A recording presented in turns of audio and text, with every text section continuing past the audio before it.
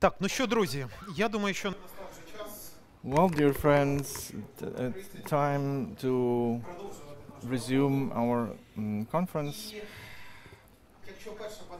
And if the first panel discussion was more political, where we were trying to outline the availability of political will and specific intentions from the central government, the second part was more around the views of separate different bodies of central executive power and from the regions as well. This panel discussion, where we will have representatives from the military administration, local self-governance, to see the circle of problems that we're discussing today from this point of view. First of all, I would like to present to you the participants to this discussion. We have several hours for discussion. Vadym BOYCHENKO, city mayor from Mariupol, whom you know. Yana Litvinova, head of the Starobilsk military civil administration. Natalia PETRENKO, who's the head of the Shulginka village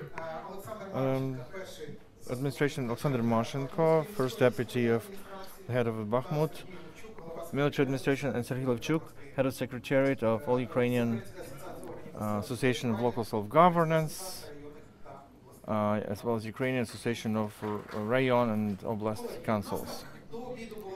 So before the lunch break, we had a lively discussion. I'm going to try and continue this trend, meaning I will try and ask certain questions that, in my point of view, are partially disputed, partially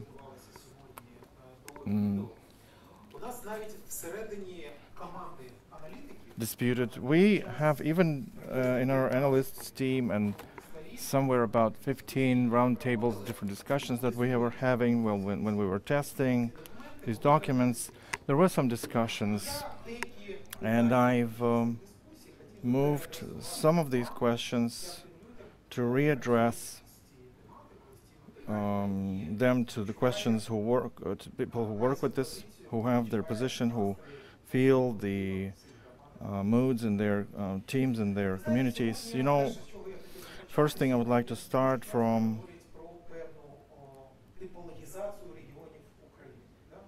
the typology of Ukrainian regions. That there are frontier regions, there are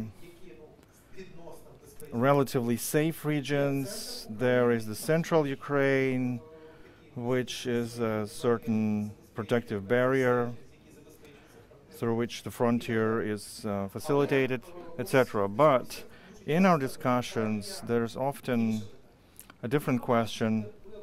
Maybe we should outline other territories as well and start publicly speaking about it. Like, for instance, territories that are not yet recovered, meaning the territories who, through different reasons, will not be recovered. We don't have to invest material or human resources. So we should speak about it publicly. Maybe talk about some specifics. So we didn't find a specific answer on our internal discussions. Is it timely? Do we have to outline this separate category? I would like to readdress this question to you. To what extent do you think that it's important? And if we have to do it, then based on which criteria should we allocate these kind of territories that are not going to be restored temporarily? Hello. It's a very pertinent, very important question. I raised this issue personally in the Ministry of Recovery a year ago when we started to implement the project Mariupol Reborn. back in the day, because a very important component in any recovery or rebuilding of any region or a city, the part of economy is super important. You cannot dream about anything without understanding what is specifically is going to be in the future. Why so? Because even if we listen to people, we talk to people, we have to understand what concerns them the most, even in the context of recovery. Of course, the security and safety is the top priority. The second priority is, of course, job and employment. So if I'm going to the city, if I'm moving to the city, where am I going to work? And thirdly is housing. They can take different places in this top three. But anyway, can the city independently decide how the economy of a city like Mariupol destroyed will look like? No. So I am responsibly telling you, we have to start discussion now on the state level. What are we building? What are we going to rebuild after the war? What kind of Ukraine? Why is this important? We also did the sociology study. We talked to the residents who are outside Mariupol or Ukraine or still are in Mariupol. So what question concerns them the most? What kind of Ukraine are we building for after the war? So they want to get this answer. What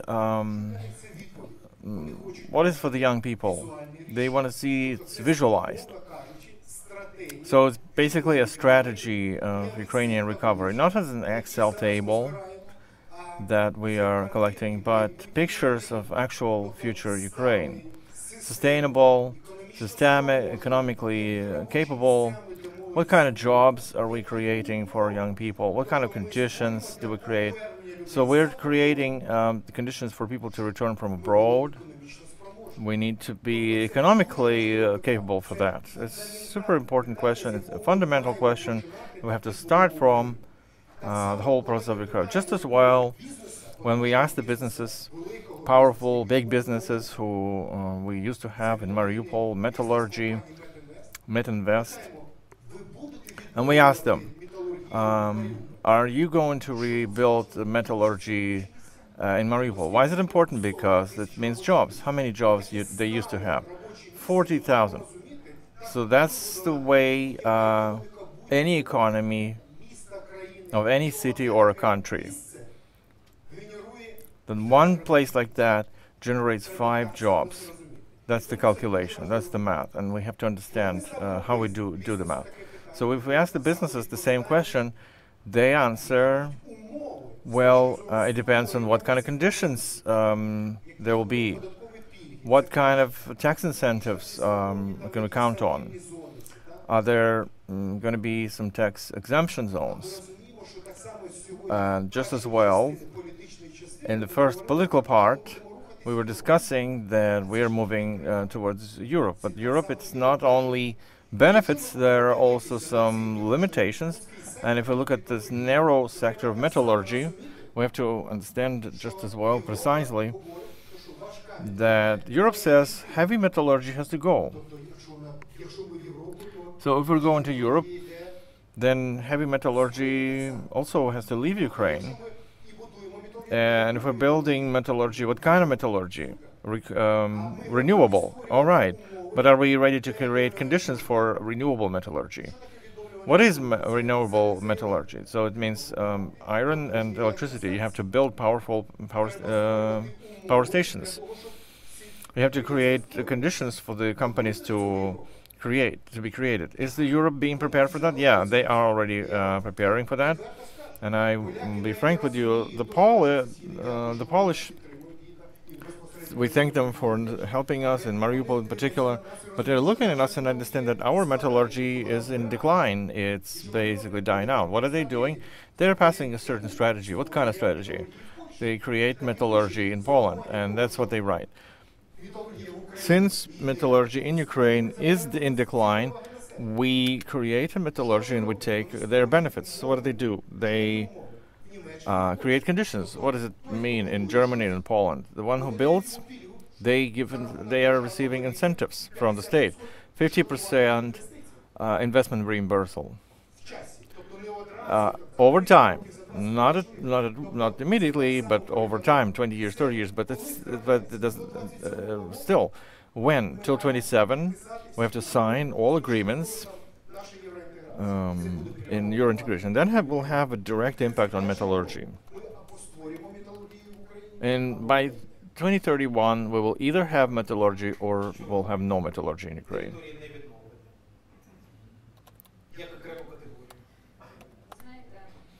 What do you say about non-renewable territories? It's a complex issue. I'm going to start by describing a different point of view first. First, we need to. I want to thank you personally for the research and the titanic work that Renaissance Foundation has done, because it's one of the most profound studies conducted over recent time. And just as for all the occupied territories, for Luhansk, and it's important that people know that they are being talked about, they are being heard, and the strategy of recovery, the vision, would be erased, would not lose momentum. Because in the info space, other than just random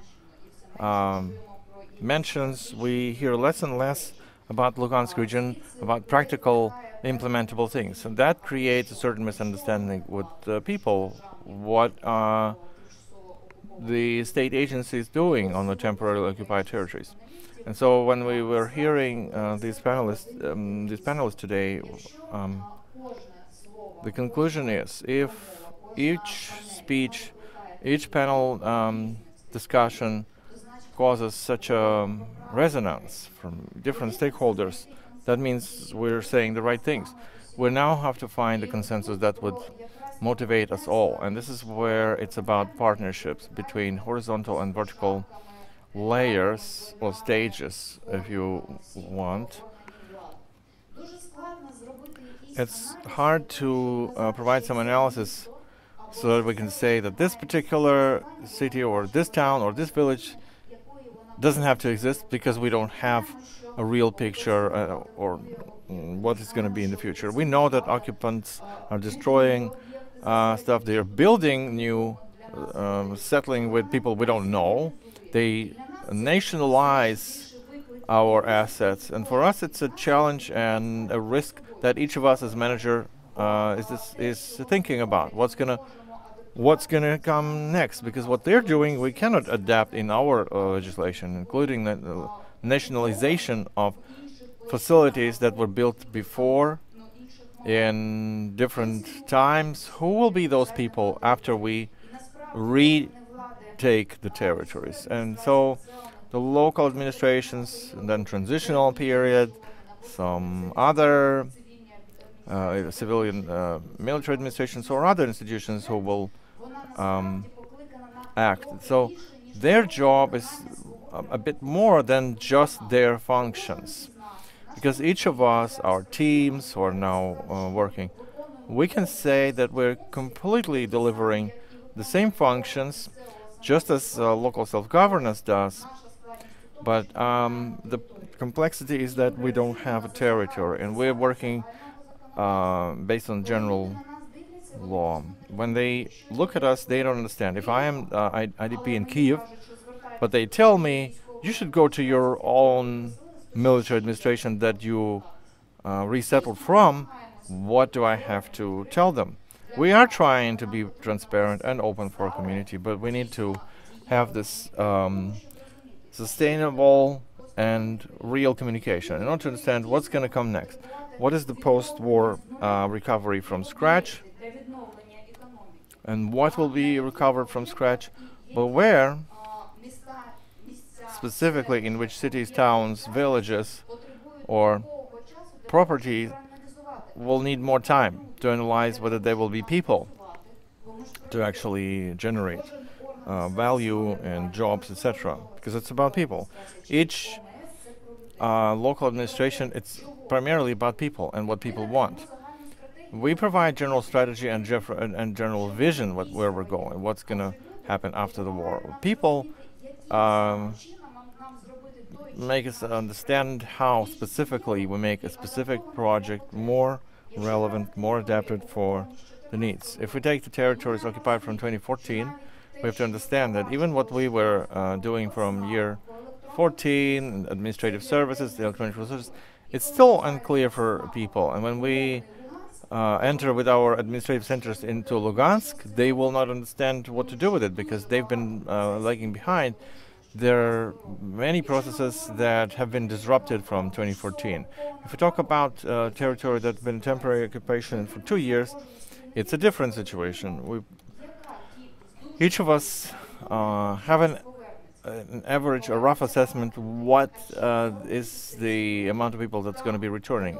Well, there will be a lot of people, but will they be staying there to work, to get married, to have children? So it's about safety, it's about services, and it's about the vision that we can build. Thank you.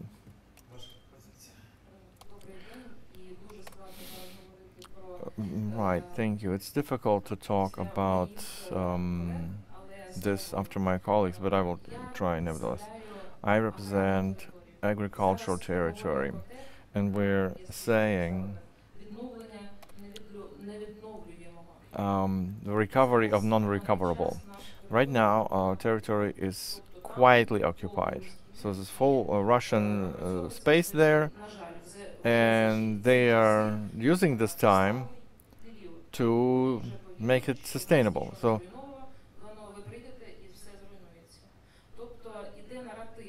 they are, the Russian propaganda is working there. If Ukraine comes back here, we will destroy everything. So they are adapting. So I also want to mention mental recovery of Ukrainians. If the rural area is more or less clear about their identity,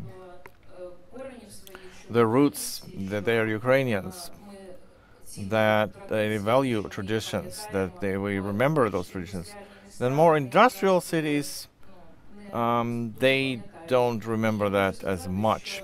And I want to say that, yeah, rebuilding is a complex thing. Rebuilding culture is, for me, maybe the most important thing. So fighting for the consciousness of people that they're Ukrainian, you bear the passport of your state, and your generation is there. So that's what keeps you here. Although we moved from Ukraine, our relatives are now fighting for us, showing that we are indeed Ukrainians. So about the economic part, it's one thing, one dimension, whereas the mental part, the belonging part, that we are Ukrainians, is probably the most difficult, because, you know, 80% of people, no matter what time, 80% of people are adapting. They are flowing with they're moving with the flow based on narratives. Who's going to be managing them? Who's bringing them the narratives? That's my personal opinion. Yeah, I'm asking myself, what are the criteria that should be for a recovery?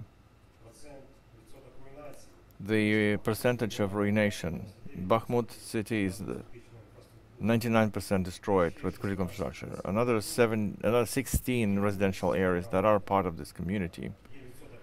There's also 100% ruination. There are small villages. There were 2 or 3 streets, 1 street, and 5 houses, even like that. So maybe not, they are not recoverable.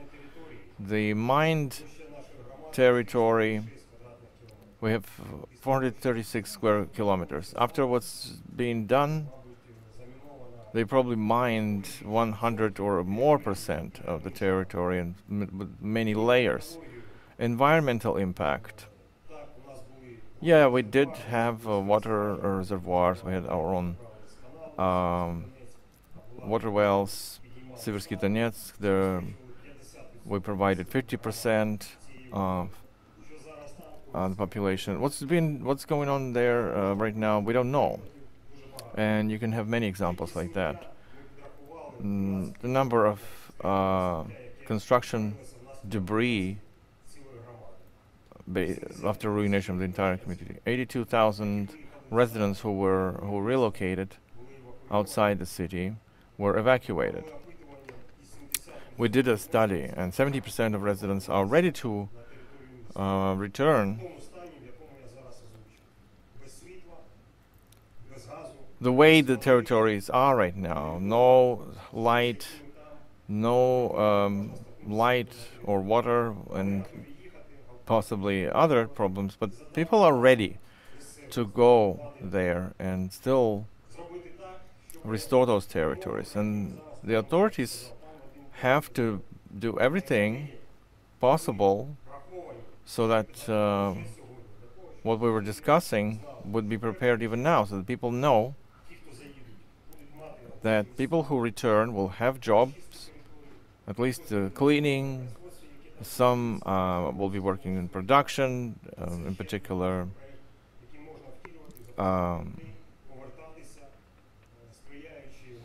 so you have to provide to them these opportunities, right, what they are. And so these first steps, we're building that, we're working on that, and the surveys show that we have to restore it. To what extent is it possible? That's another question. But we see European experience. Let's remember Second World War, Warsaw City, you know what terrible ruination was there in the city. Just as well, the discussion was there whether the Warsaw should be rebuilt or not. Will the people return or not? What makes our cities worse? Mariupol, Bakhmut, Volnovakha, Warsaw. So we do have time, but as soon as the territory is recaptured, the residents will be returning, and so there will be a question what you were doing, the mayor, the administration, whenever you had time. Why don't you have visualization projects? Why did you have calculations how much you have for energy infrastructure? Why do you still not have international partners? Where are your lawsuits against Russian Federation? So you have to do it while there is still time, while our men and women are fighting on the front line, preventing the enemy from advancing in our villages and cities. We are helping them to counter those attacks, and we're working on future recovery. So maybe that question was discussed in association. Well, before I answer this question, just a couple of short topics. The very fact that we're discussing now the issues of post-war recovery of Ukraine, what kind of Ukraine is it going to be? It's a very powerful tool to make this future come true. When at some point our enemy visualized their future where there is no independent Ukraine, where there's Russian world everywhere, and that's what their vision that they started implementing. It didn't match our vision, what Ukrainians had, so that's why we're fighting back. And now we're again visualizing the kind of future we want to see, the kind of future we need. And secondly,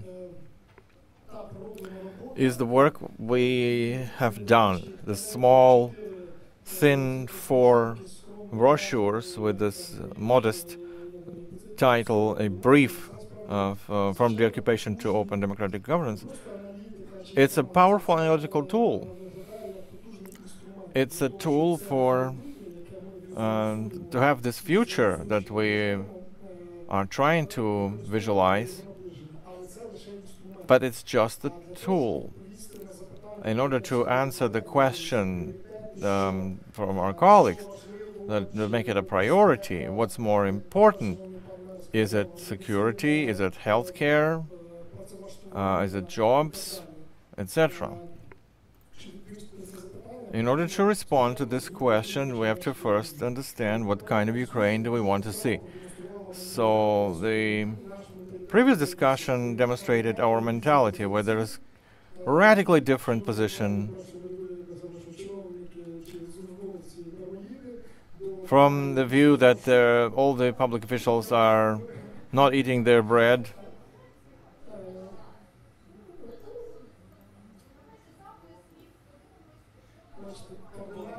You see, we have radically different views.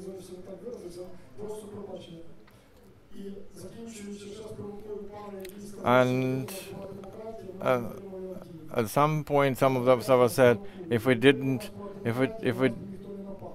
have democracy, we would have not lost Avdiivka, but we would not be attacked because we would be the part of a democratic world. Maybe we have some understanding of democracy. So this discussion is a classic discussion for our society. What's better and how it should be. But the criteria for all these things is a certain balance. A balance between authority, society, and decision-making.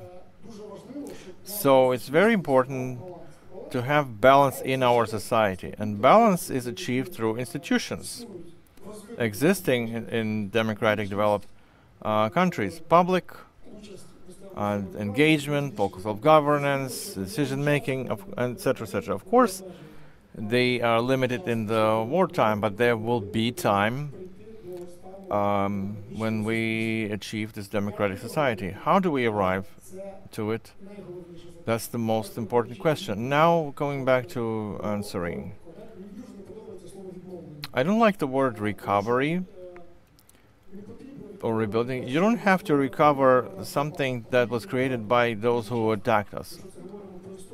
And we keep talking about it when we talk about culture and history. Sometimes we mean recovery not of the economy but institutions as well. The areas, the industries. So let's try to use the modernization of institutions, modernization of Ukraine. Then we can visualize the Ukraine we want to have. We will have an understanding of how we, so that the empire doesn't strike back, so to say. Right, thank you. To follow up with what Serhiy said, I want to remind you that these 4 tiny brochures contain a significant amount of information, a more in-depth studies behind each of these areas. So you can really delve deeper. There are QR codes to follow, the links, and you can see in depth what specifically was the precursor for these or that conclusions. But in some cases there were vast arrays of information, hundreds of pages of annexes that were put as a foundation of those policy briefs where that information was published. And the second question that I would like to pose to our panel participants in the context of one of those brochures. That's all about public engagement. For local self-governance, we know that it's representative democracy and direct democracy. Let's imagine the situation that tomorrow the thing happened that we all want. These territories are deoccupied. I'm not discussing right now how specifically, just to say that it happens. So in your point of view, what kind of assistance there can come from civil society for recovery, modernization? We can give it different names, but still, what are the tools of inclusion of people in this complex dialogue on those territories in your point of view, in your communities? What things can work? Let's begin with Madam Yana. Thank you. For me, answering this question, indeed, before the war, I have visited twice, and the elections I was selected as the head of the community. And when the community, blamed me for not sufficient transparency and accountability, I was actually happy because they offered some additional tools. And I understood that what I do works, but maybe it could be improved. And this was my incentive. And now, when answering the question what's going to happen afterwards, it's psychologically difficult First of all, I understand I'm the manager, just like anyone here, that this is a very specific area for me, and that I would have to handle the issues of the internal conflicts, and I don't think we can avoid them, but we can reduce them. So the question is it worth implementing the democracy tools? The territories that were occupied after February the 24th, we all have the democracy tools on the minimum level. And I'm very pleased that Serhiy and I used to cooperate in this direction on the electronic petitions of the citizens, which allow now to communicate in the place of temporary placement. And I do not have to take a look at what was happening during these 2 years, because these tools are safe for the community and they work. And those who understand how it works, they can further on apply it. As for democracy, where there must be physical engagement of people, then here it's a safety question, and it will be postponed as much as it's necessary for the military in order to introduce the stabilization measures. And then we will see. But people will have to be taught of democracy. Democracy is about respect, transparent mechanisms of accountability, not just by the public, but also the authority. Nobody can, and the community cannot decide that you go to work in that unit and you work another. We are all people, we have the right of choice. And for us to have the staff that would be willing to come to us, they must understand they can be protected, and that they will use the straightforward means of democracy. On the occupied territories, we have to engage the NGOs and anti-corruption legislation. As we understand that in all our territories, some amount of money will be invested in, and even though we have our own vision how to invest this money or the resources that we would like to attract, the NGOs, not in general the community, because for the community we're like traitors because we left the territory, or even though we were fulfilling the legislation, and those who understand that they do not see us as traitors, but the majority who stay there, they think that we are traitors. So to avoid this conflict, it's important to understand which tools of democracy in the part of anti-corruption legislation, even though they're not directly highlighted in legislation, will be used by us. Vadym?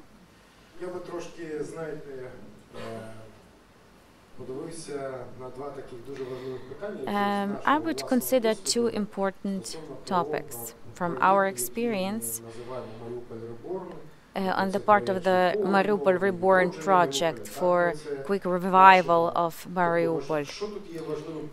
Here, an important component from the point of view of the future recovery and modernization.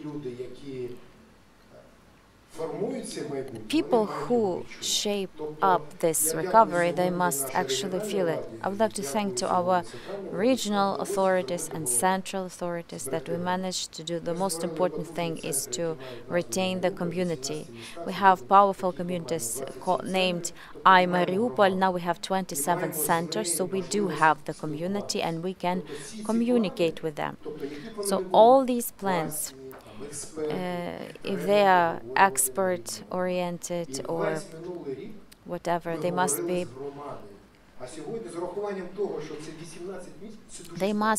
discussed on the level of the community.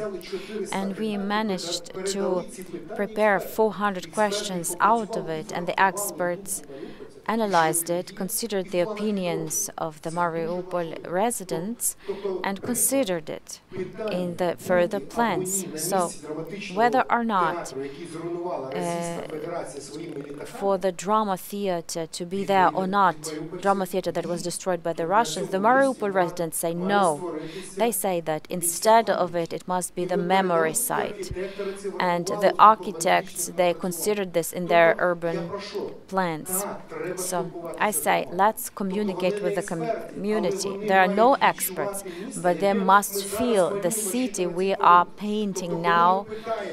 When we ask the residents of Mariupol, what is your vision of Mariupol? They want to preserve the history. And then we go even deeper. What is the history of Mariupol? And then we have to speak about the occupation of the, conscious. It must be historic deoccupation, cultural deoccupation, not just the territorial deoccupation. And Yana is warning us, telling us that we are to implement the transparent mechanisms. Our experience, we built one dormitory, and we did it as a showroom for international partners. Did we get a lot of hate? Yes, a lot. Many inspections? Yes. Did we manage to stand? Yes, we did, but I don't want that experience anymore. So when the government of France tell us, let's continue this project, we will give you 7.5 additional million euro, but I said, I don't want to take this money. I asked them to give this money to the IOM. And it doesn't matter which organization, just any other international organization is to accept money for recovery and to build.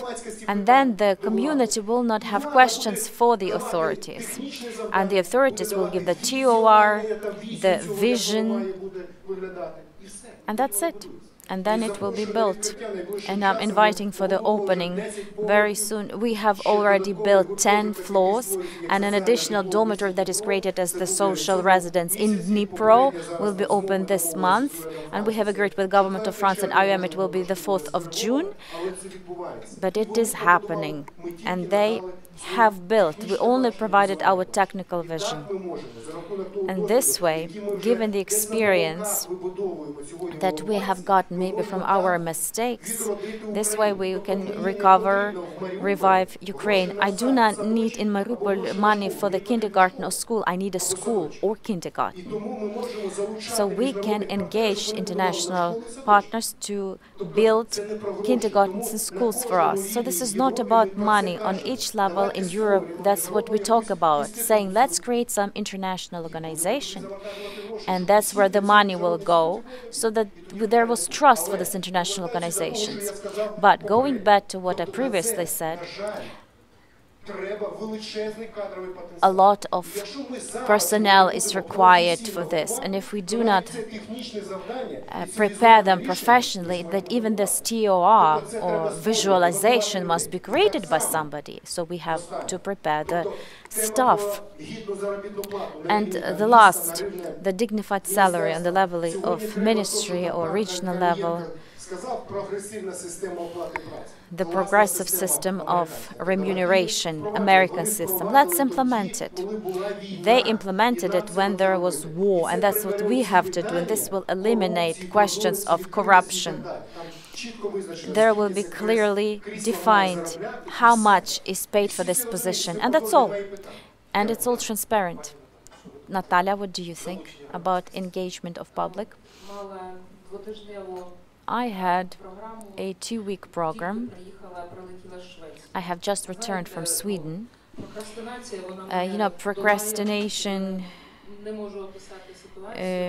is there for me, but I should say I was in the country where the democracy development is on the highest level, and the population, they actually allocate the money of taxpayers for the development of other countries.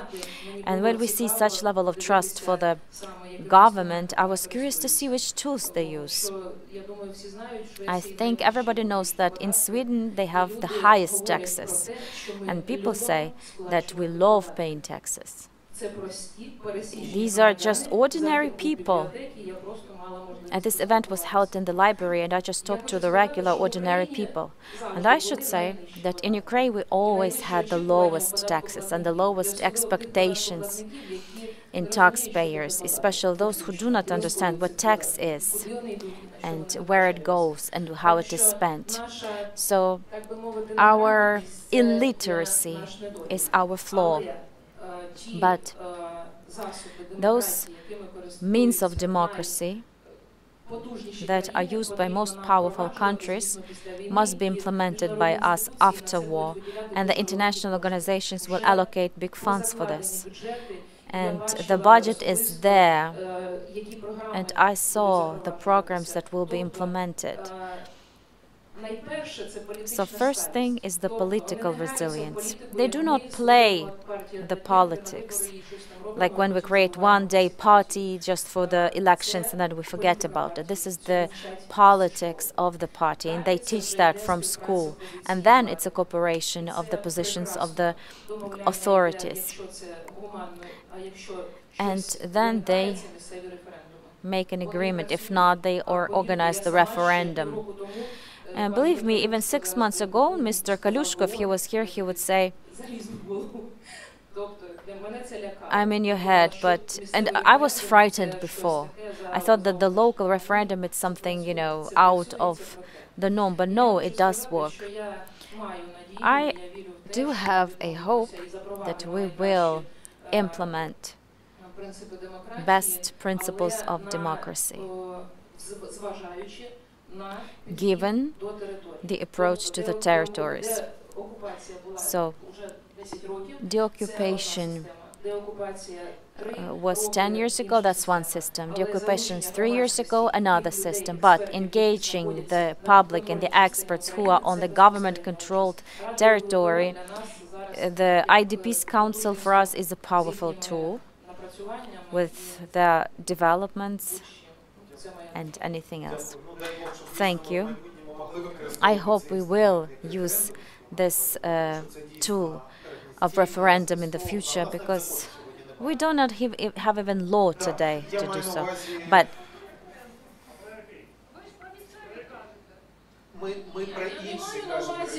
no, I do not mean the referendum. I described the system in Sweden.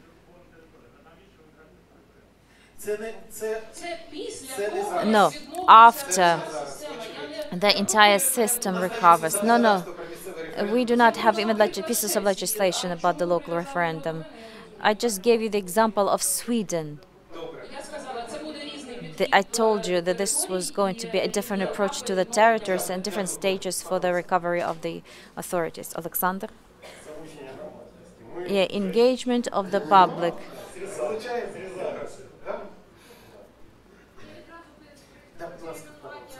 Oleksandr? You know the hotline. Call it. As for the engagement of the public, we are engaging our residents today. Unfortunately, the territory of our community, we do not have a single civilian person. People who remained, they were forced to leave. Those who we have, the evacuation was lasted for almost a year, and we tried to evacuate all people. So now on the territory of community we don't have the civilian population, and there is no community. But the first day we left from Bakhmut, it was in 2023, February the 23rd. We left the town because it wasn't safe there. And we began work on return to the city. Next day we left it. We, just like our friends from Mariupol, we created 12 points of the support of Bakhmut and the community. We are signing the memorandum now. Thanks to you, dear Mr. Mayor, for your help. We are opening 4 more hubs of support. And we have held the identification of residents, and currently we know where 47,000 of the residents are. Of course, some of them are on non-government controlled area, and we know that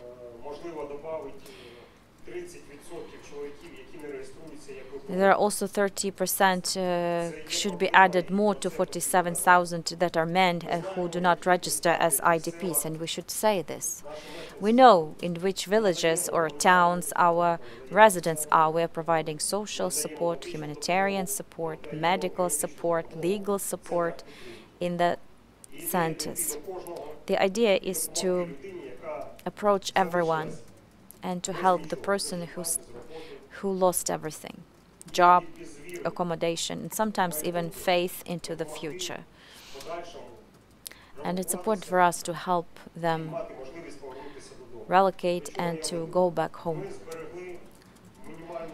We have retained the minimum personnel who work now. We have specialists of the medical sphere who are opening hospitals, the communal institutions all over Ukraine. Our teachers teach children, and we have 6,000 children from Bakhmut who study online. And they are still studying in the same, class and with the same classmates and teachers they studied in Bakhmut. This is our plan, actually. We understand that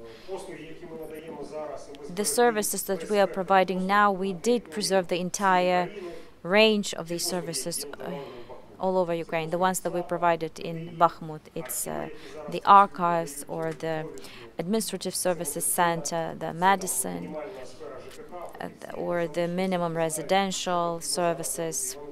So they're all working on the recovery plan for the reconstruction of the critical infrastructure. So engaging the personnel and staff will not pose a problem. We have them. And when our territory is liberated, and it will be liberated, and when we get that, we will create the conditions for people to return. They will follow us. Thank you. Serhiy? In the global conflict, when say it's the conflict between autocracy and democracy, but I am convinced that democratic world, part of which we are, will win, because in democracy, maybe after mistakes, but the correct decisions are always made, and the mistakes, the lessons are learned, and the government and the public are not afraid to admit their mistakes. Sometimes we are, as country, sometimes afraid of it, thinking that if there are a big commander or manager, that no mistakes are possible. No, it's possible. So the autocratic regime we are now fighting against will one day disappear from our planet. As for Ukraine, self-government and the CSO engagement, I have communicated a lot with both, and I sometimes hear the answer to the question, like, what is your post-war vision, or how we should modernize, or what should be done? I often hear the following: I don't know. You tell me what I should do and give me the budget. I know how to allocate it and what to do with it. I think many of you heard this, right? I don't think this position can help us modernize Ukraine, but to avoid it, we must invest in education, in the capacity, in the institutional capacity as the organizations, and also local self-governments, and not just to invest in them, but to give people the feeling that they can make decisions, but they must bear responsibility for the decisions. And then there will be the balance, and our society becomes self-sufficient and strong and democratic. And at the moment, we are still in the revival and even bloody revival period. It is necessary, and there's still a big, long path ahead of us. Thank you, dear colleagues. We have time for a few more questions from the audience, if there are any.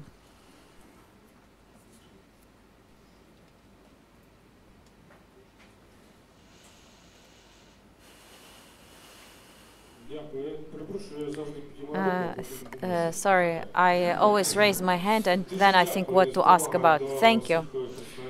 I express respect for all of the representatives, and Vadym is right. We are to learn even the partnership. And Yana was made a very good remark about people. You know, when we cooperated as the Institute of Dal as of 2014, we worked with people. And when we say who is going to return, people will find.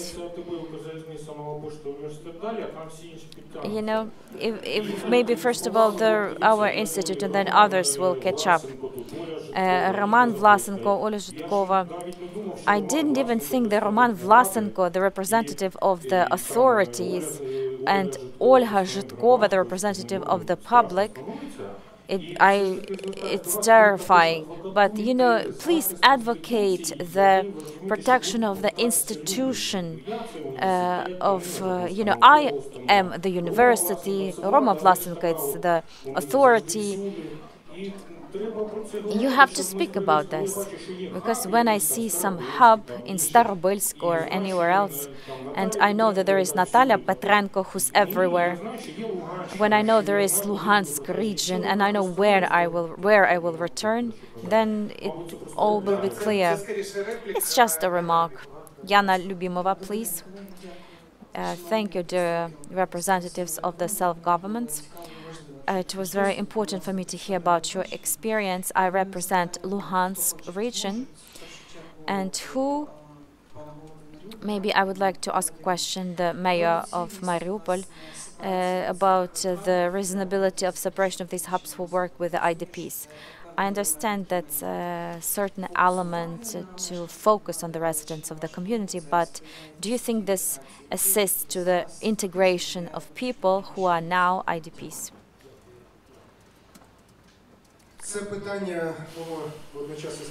This question is challenging for me and very to the point. It depends on the aim. Back in 2015, when I was first appointed as the city mayor in Mariupol, in the city that wasn't the city hero yet, but it was the city that helped us to get some either advantages or disadvantages. What do I mean? I speak about those IDPs who in that time came to Mariupol. We back then decided that these people are our advantage. So we took a look at them and we saw the teacher among them, the serviceman, the rescuer, and we realized that it can increase our economic capacity. That's why we named them not IDPs, but we called them the new Mariupol residents. And this way our community grew every year. But we didn't know how to support these people. And we created this I Am Mariupol centers because we were taught as of 2015. Because we realized that we had the experience of how to improve it. And then we became IDPs ourselves, and there were three components: integration, socialization, and adaptation. And if your aim is to support and to help, it doesn't matter on which stage you are now today. You just have to help people. And yes, indeed, we are now on the stage of reintegration. We have already employed more than 4,000 people in those communities where we are, understanding that not all of them can return. But the main aim on this stage is to support people.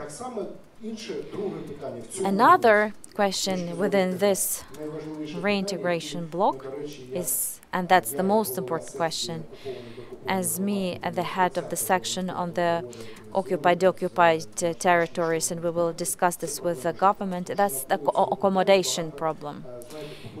Because there are many populist statements around this matter, and they have no reasoning. So this must be stabilized, because it's like giving hope to people, but they are unreasonable. So here it is important, in the block of reintegration, we are to speak about the unity of the state, regional, national and regional level, for us to have the common understanding what's going on and what we can do with this. Is it important to reintegrate people? Yes. Why? Because we don't know when we will get our cities back. But you communicate with people and they say, we will return, and it doesn't matter if we are reintegrated or not. It's important to understand this and to make these steps. Oleksandr and Yana. Yes, it is important, and this type of support must be there. Our community has undergone all stages, I should say, in this war as of 2014. We were the receiving party in 14-15. We were the receiving party in the beginning of 2022. We were the frontline city, and then we became the occupied territory. So all possible stages were there. So when we arrive to the center of support and we bring the entire bus of the specialists, the lawyers and doctors from Bakhmut, and people see the support, let's be honest. The IDPs matter, it's the question for the receiving party or community. Somebody does it well, somebody doesn't do it well, somebody doesn't do anything. And when you arrive to the city together with the mayor and the huge list of specialists, and people feel the support, even if that's the support of their own support, maybe not a community of that, not the community they're in. If we manage to help 4,000 of our residents to be employed, and we help somebody with the archives, why not unite? And it's about the title of the forum, by the way, partnership. Cities who got in challenging conditions like Mariupol, Bakhmut, Luhansk region, Donetsk region, they ought to be united, helping each other to tackle these matters. These are very relevant and acute that we can do now. Just communicating with each other, just calling each other. Yana?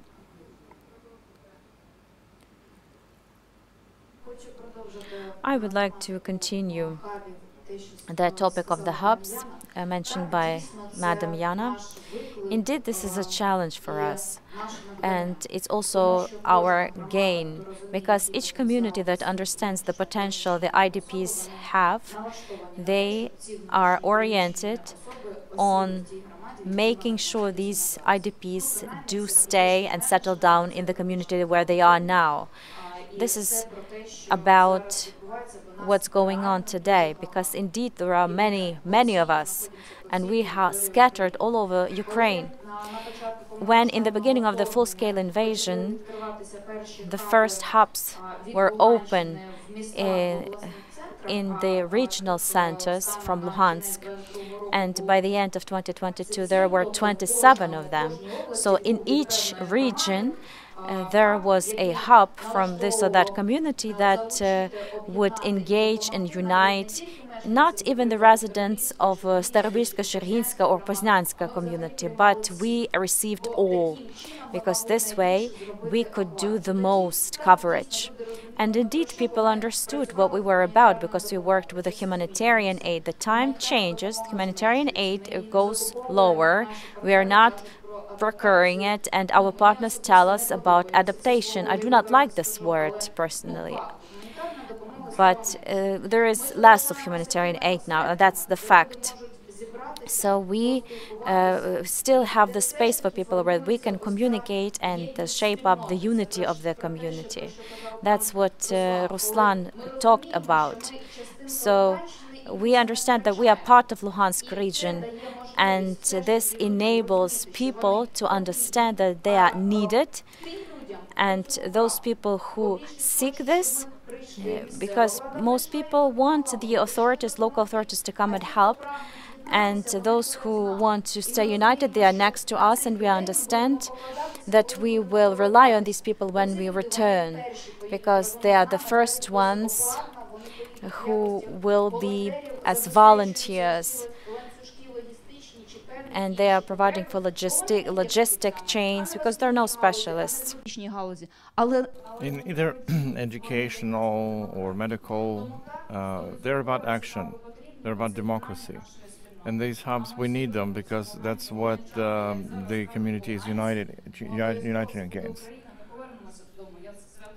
So I believe that we will be getting back to Lugansk region. So just to 30 seconds, one more question, but be very concise, because we need to maintain time. Marina Druban, Crisis Media Center, Kramatorsk.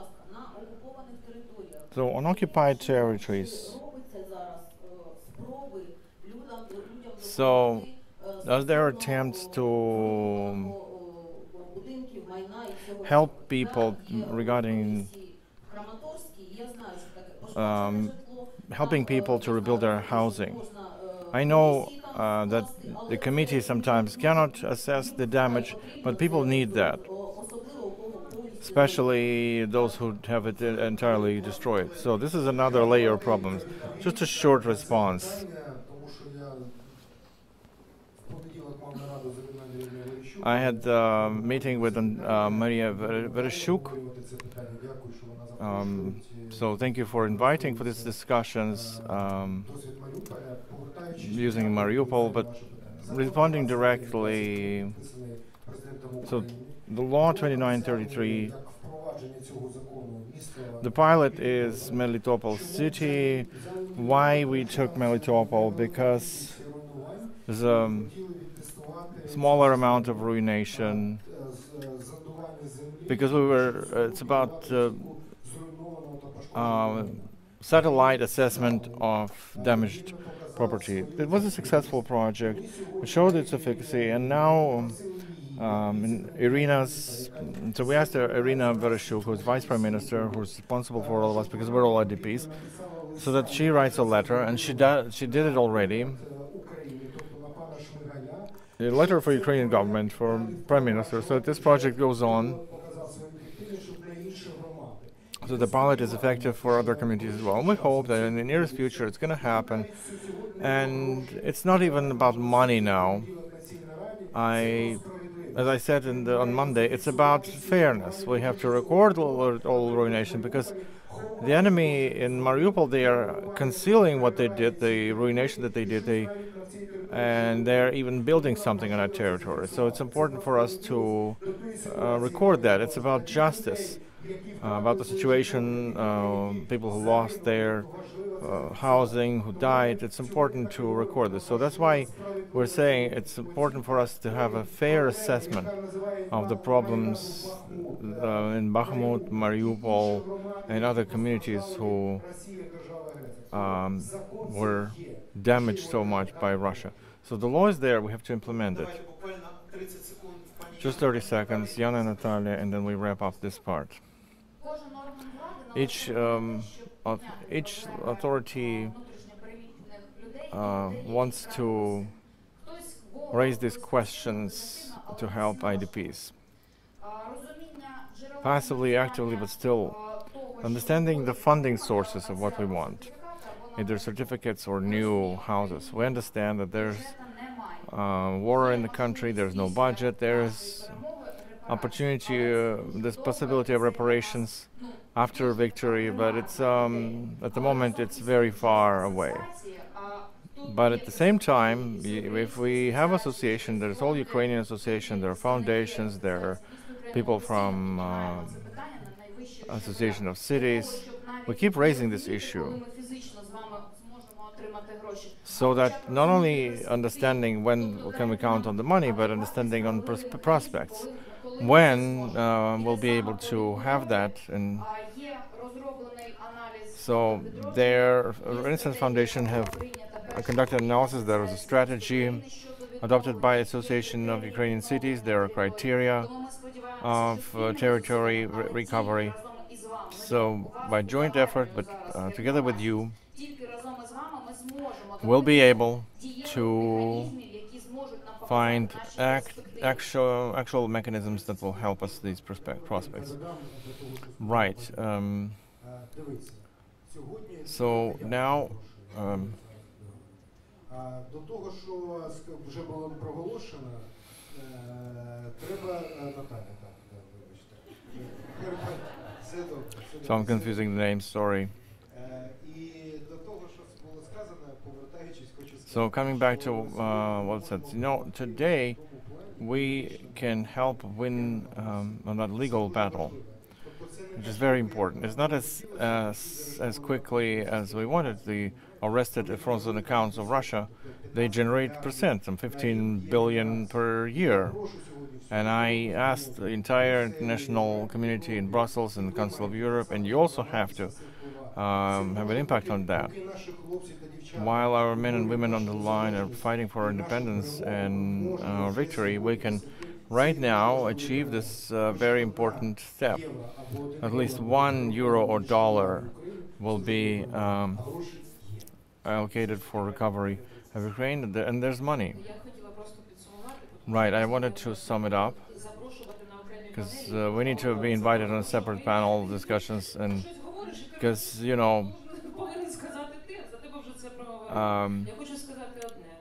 I wanted to say one thing. Luhansk and Donetsk is where we are, and we are ready to rebuild everything. There's nobody else but us. And I think it's the new Ukrainian philosophy. Deoccupy our territories, because it's no one but us. We have to fight for us being Ukraine. So Luhansk and Donetsk will stand strong. Thank you so much. I thank all of our panel discussion participants, and I think during this panel discussion I realize we have to spend more time on this for heads of communities, because there are a lot of questions and there are practical issues, there are everyday issues. Unfortunately, we have to deal with those. We mentioned several times interaction between the authorities and the civil society. We've heard the position of local authorities. We will now hear what the communities say. I thank all the speakers, and I pass the floor to Oleksiy, who asked to present him as civil activist.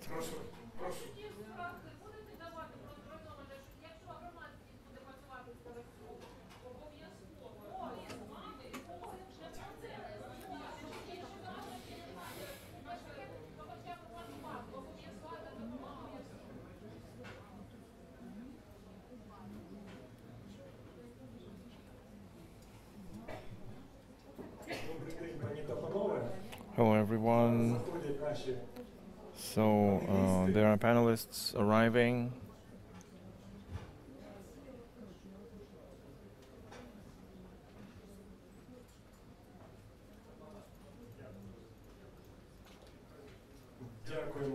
Thank you so much.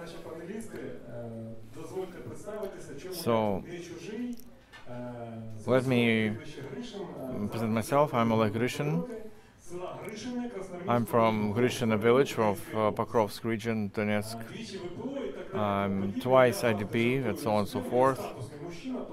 I keep joking about it, that I have a quite high status in society, because IDP is a status. So, first part of our meeting, we were listening for state authorities, local self-governance. But our event is called Partnership for Recovery, and in this partnership, I think it's very important to hear representative of our civil society. So a lot of them are sitting in the room, and I think each one can be invited here in this panel discussion, but you know, it's so happened that I have to present to you Svitlana TKACHENKO, head of the civil society organization Access Point, Yana LYUBIMOVA, head of the IDP Council at Luhansk Regional Administration, then Vitaly Zahainy, expert of political legal reforms, Serhiy Chief editor of online publication Ostriv, and president of Social Studies in Donbass. And finally, close to me, there's Andrei Grudky, executive director of Civil Society Coalition on the Front Line. We had many topics for discussions when there were authorities and locals of governance. We initiated a lot of thinking, but I wanted to not to follow the plan where each speaker is addressed a certain question. I wanted to throw into the punch bowl a number of questions that I had previously. You, when you hear everything that the authorities will say, hear my question, you choose any of them. I won't be limiting you. The one thing, I will be limiting you in time, because instead of an hour, we have only 50 minutes. So if we talk about civil society, one of the issues here, what specifically can the civil society offer to the general society and authorities to restore the temporarily occupied territories? What challenges does the civil society see or register? How do we engage IDPs, twice IDPs, etc., to the planning of the recovery? Because you've heard the society, the authorities, they are doing something. Are the IDPs engaged in that work? And primarily, maybe a provocative question, but still, seeing the communities that were deoccupied or they were in the front line from year 14 to 22. I had a question, what then can civil society offer as a recipe for the occupation of the brains of the people in occupied communities where people are used to live from humanitarian assistance, from the mayor, from the partners, and basically we have conditioned, the war has conditioned people to, you know, learned disempowerment. So dear panelists, let's follow this up to 5 minutes and then discussion, and then there will be a questions and answers. So maybe the questions that I've asked, or maybe some reflection from authorities. So the floor is yours.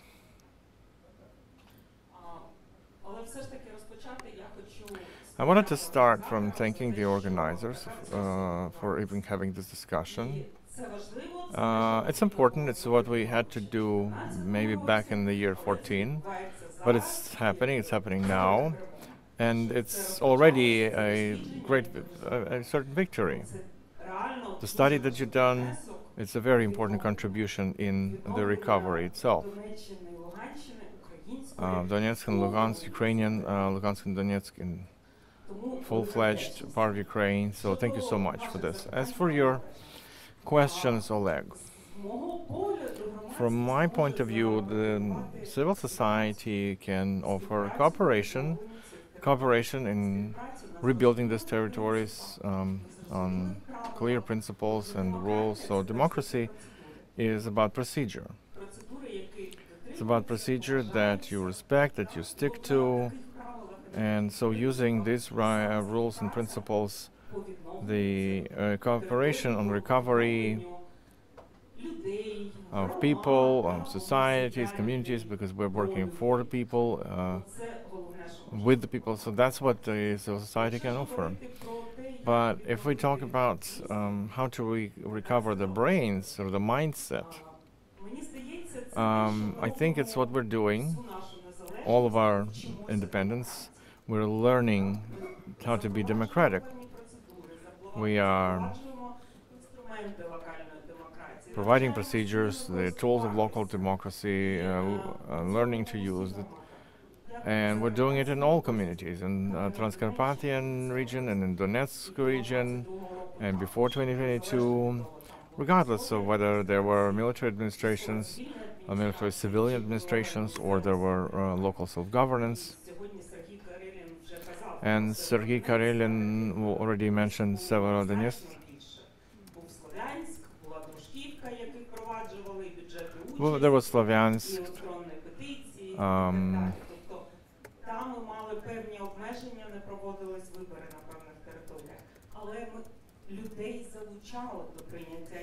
But people were engaged in decision making.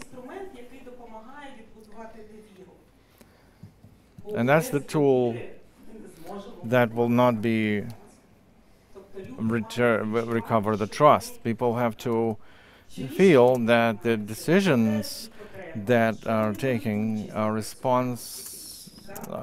correspond to their needs. So then the trust will be rebuilt, and then it will de-Sovietize the brains of the people. So thank you, Svitlana. Yana, what you're thinking? Yana, your microphone is off. Yeah, it's a traditional thing. As soon as civil society starts talking, the sound disappears, the authorities leave the room. Thank you for staying with us. Although, coming back to your question, to the topic of this event, I also wanted to start by thanking the Renaissance Foundation. It's been a while. It's been 10 years that this question is in the focus. Today, once again, the same question. I've heard about twice IDPs. It's been 10 years that this war is going on. And we, people who lived in Luhansk regions, we lived with this war already. We hear and we see, unfortunately, the repeated things. And we keep talking about the same thing, humanitarian aid. But unfortunately, we don't hear any actual proposals in resolution. We would seem like in 10 years, you could have come up with some. The authorities, the communities, etc. But as Irina LYUBIMOVA mentioned before, we're talking about the mindset of people who keep living on temporarily occupied territories. Of them, 1 million are children. Of them, 1 million is children. And that's a significant part of our population, because we declare 8 million people are IDPs. And it's the biggest indicator recorded in the world. Only Colombia topped it, used to top it. So we have now 15 million Ukrainians who unfortunately do not directly partake in shaping the vision of recovery. So to your question, how and why, I think that's the number that has to motivate everyone to do more wherever you are, because I work for myself, for the person that who has to live in the camp abroad, and they are waiting till we're finding solution here. And as Oleksandr Koreshnyuk said, I was listening attentively. An important role here is our role as civil society, and what we've seen and heard today, that's what democracy is.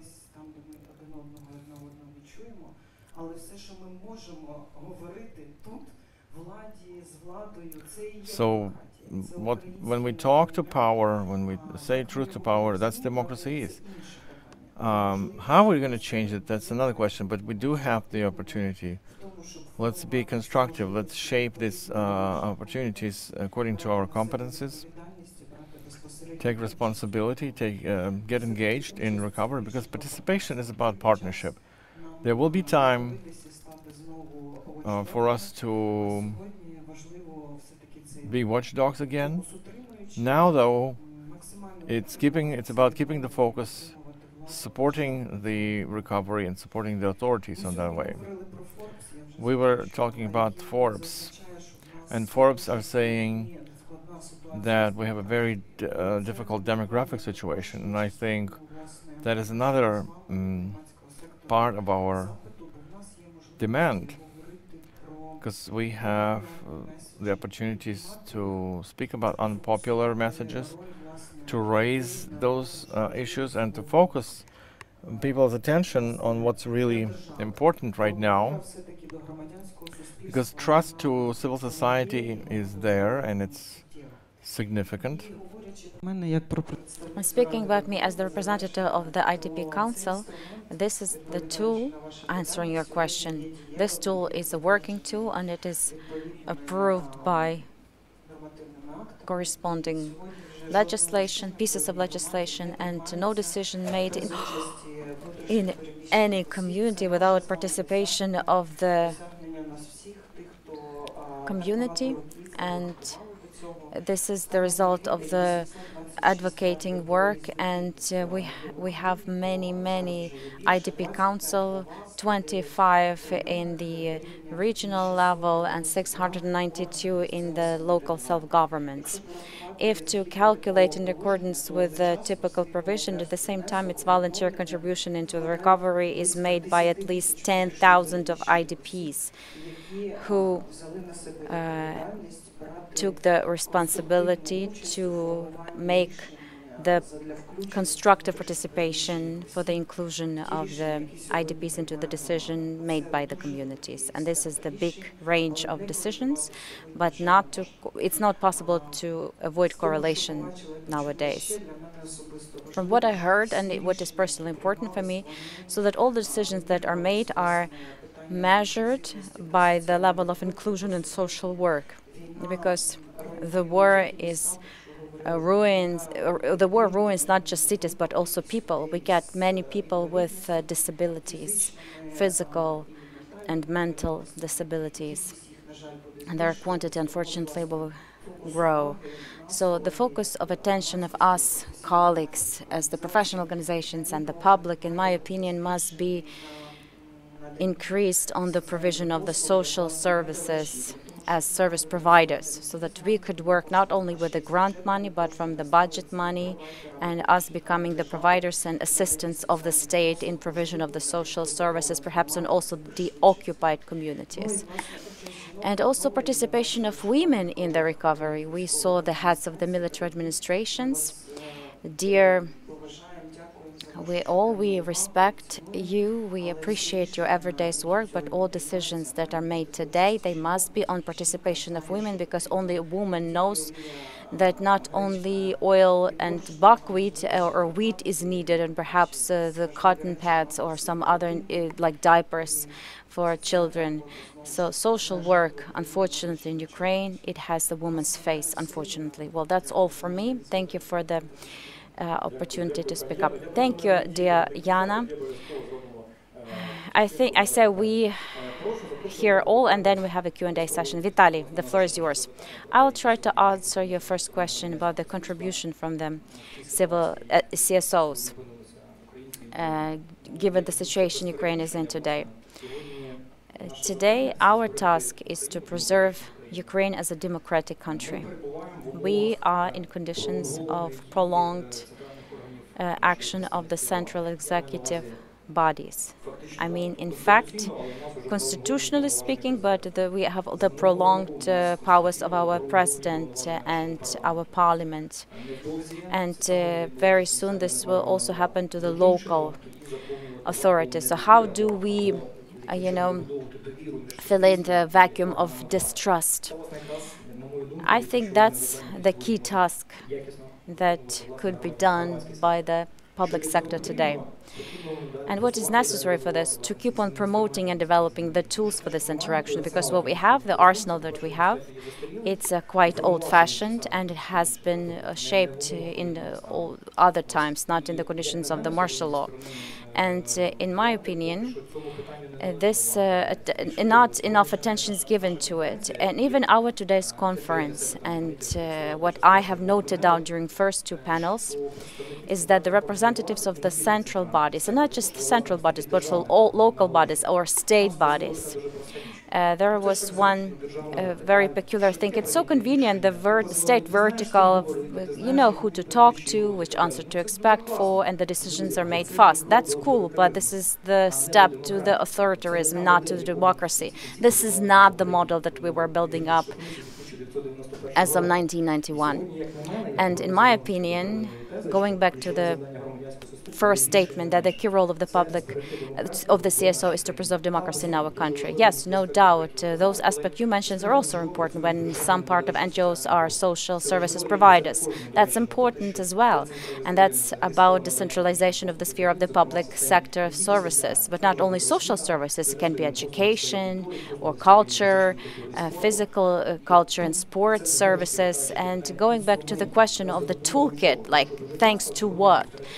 Quite often, in the majority of the communities and regions, when we talk about the regional budgets or councils, we see the lack of the cultural programs that would presuppose the grants from the local budget or basic level budget or grants for the local NGOs. And this is the tool that enables organizations to gain certain institutional capacity, because later on, you know, pre-war experience, when the money is allocated from the budget to provision of some social services and the tender is not possible because there's only one NGO who's willing to provide these services, that's again about the need to develop and to support the institutional capacity of a third sector. Thank you, Vitaly. Serhiy, please. Thank you, Vitaly. I will just pick up from what you mentioned. When we talk about partnership, here we mean, if we speak of the partnership in the society, we speak about democracy. And despite different objective or subjective reasons for the low level of democracy in the society, that's already a very big disadvantage of the society. When I saw Irina Kornienko, I had the impression that they are a bit, you know, away from the reality. The further we go of the military, civil administrations, the closer they are to the ground or to the reality. You can have a different approach, but they know what they talk about because they are closer to people. So what is the threat of the government being, you know, alienated from the citizens? I'm not saying what it gives us, or, you know, but I just say that this exists. The threat is this alienation causes the incompliance of the situation in the society to the state policies. Irina was very right when she, and Oleksandr Kornienko, and I will quote, "What are we fighting for? We are fighting for our people." A wonderful statement, but to which extent is it in line with the reality? And I will read the sociological survey to you, prepared by our partners, the National Platform of Resilience and Unity. When I was invited to this conference, and I got the email where there was this press release with the survey, I'm shocked by certain things. With the residents of the occupied territory of Donbas, they are ready to interact more, only 23% of the Ukrainians. Is it okay? 72% no, or much rather say no. And this is the least indicator, the least readiness for interaction. Maybe more if only with Russians. So what are we fighting for? For these people? Well, that's wonderful. But is it in line with the moods in the society? Does the state policy correspond, its information policy, our propaganda, because this is propaganda, in order to shape up the moods among our citizens declared by our managers? Probably not. It's a nightmare. Only 23% are ready to interact with the residents of the occupied territories of Donbas. Next. Oh, by the way, even with the residents of Belarus, there are more Ukrainians who are ready to interact with them than with the residents of the occupied territory of Donbas. the residents of the EU. So the readiness to interact with the residents of the EU, 77%. As for the Russian-speaking Ukrainians, only 82%. These are our citizens, but they were born in the wrong region, right? And those are foreigners, but they're ready to interact with them more, to a greater extent. Crimea got more lucky. 48% are ready to interact with the Crimean population. The Ukrainians who are in the occupation after February 24th, so for 2 years, 81% are ready to interact with them. 13% no, and 6% didn't answer positively or negatively. So what partnership are we talking about? When we say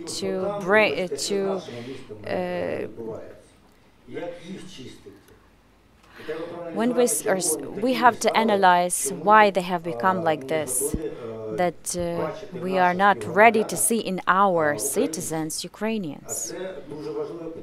This is an important matter because a lot depends upon the fact whether or not we recognize them as Ukrainians. So all the policies that we launch depend upon this. Are we going to make them to love their motherland, or are we going to actually promote democracy? You know, the only thing Ukraine can bring to those territories that is not there, not money. We don't have such money as Russia has. We cannot even bring safety because Russia is there. The only thing we can bring is freedom. And if we have such an attitude to them, how can we bring freedom there? So, summing up,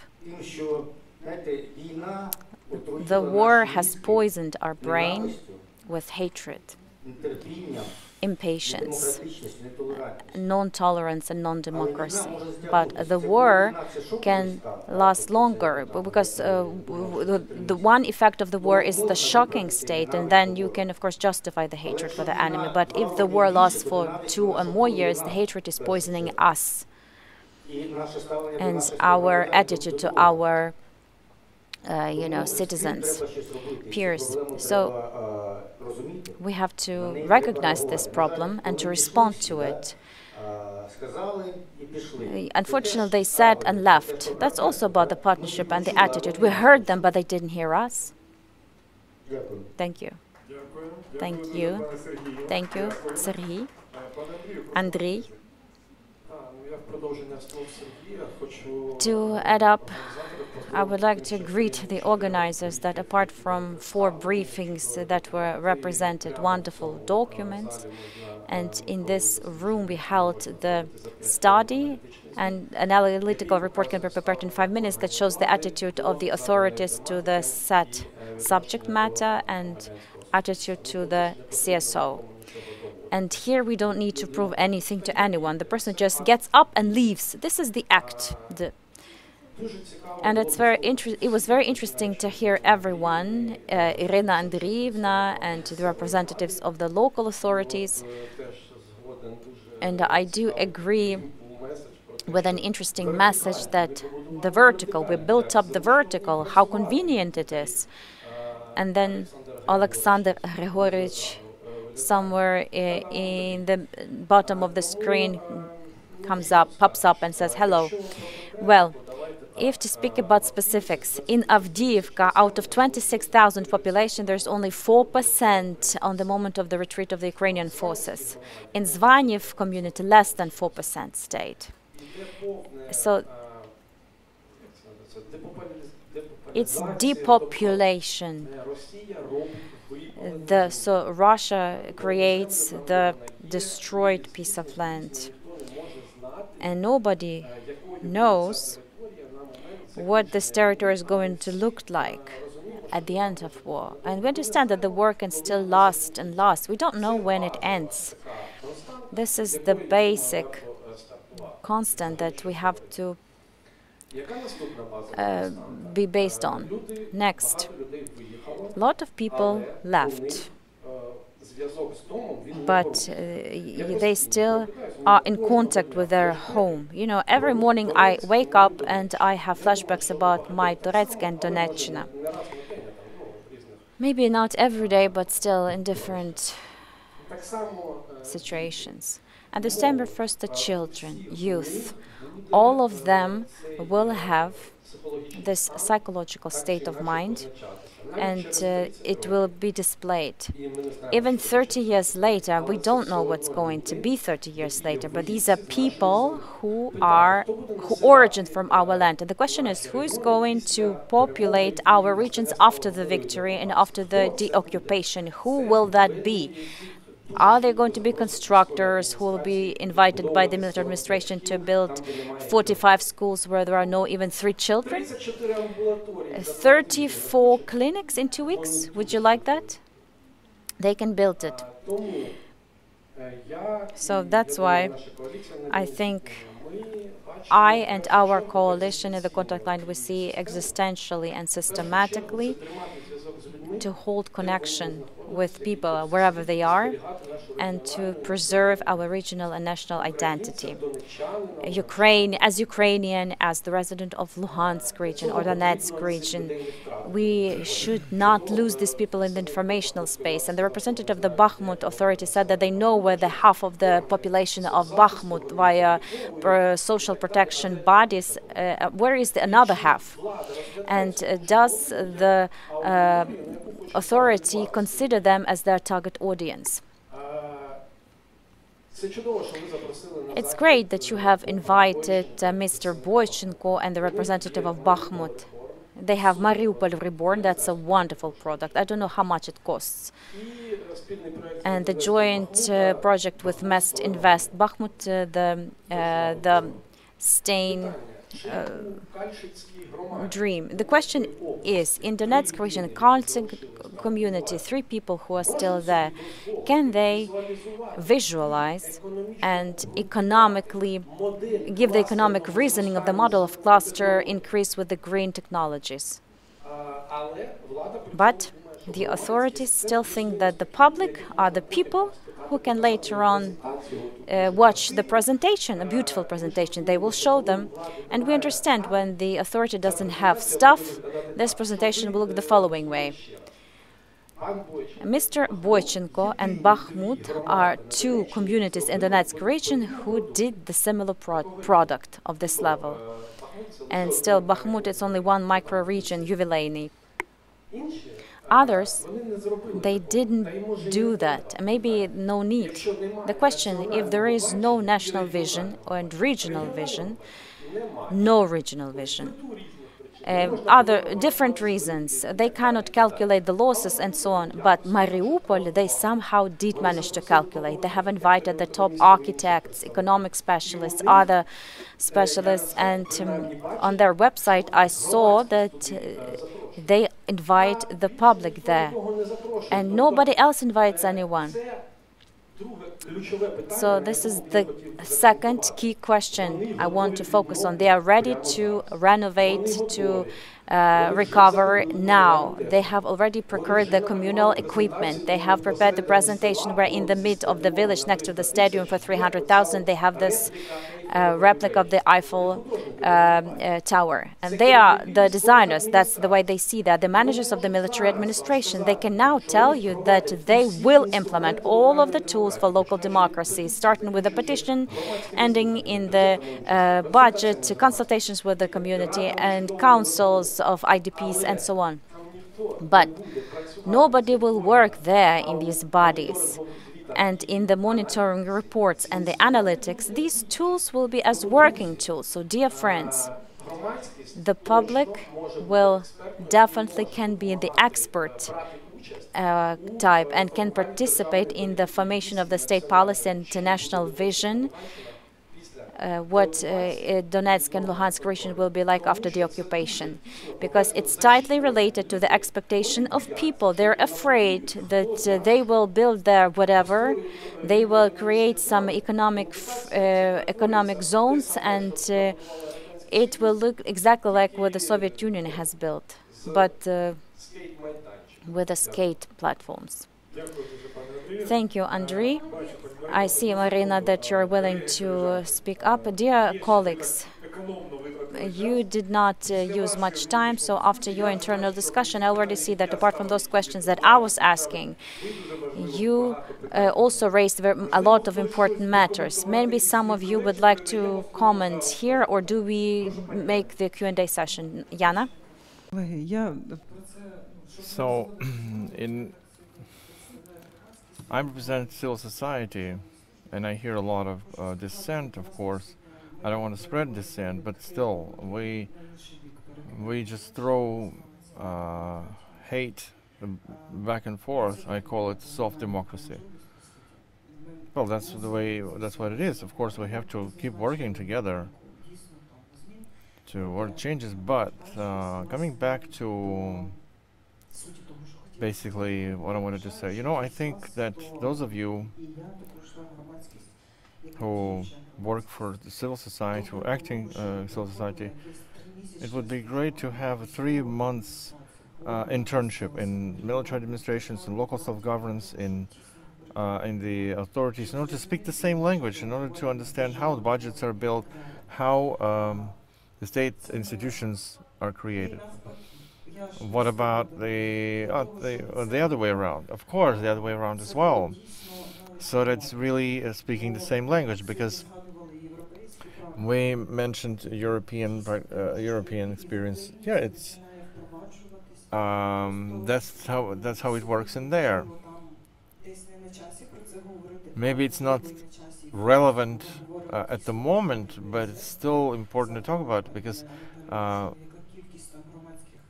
I was asking Natalia how many civil activists had submitted, and she said very insignificant number. So when we talk about proactive recovery, it would be great for some of us at least to see as experts, not only as watchdogs, but as active members of society who are ready to invest their resource, because there is mandatory military service. So just like that, 2 years internship, learning, if you're of course willing and able. So I'm gonna be moderating, Marina, then you, and then you. So, right. I'm still Maria. So I want to ask you, as members of society, of course,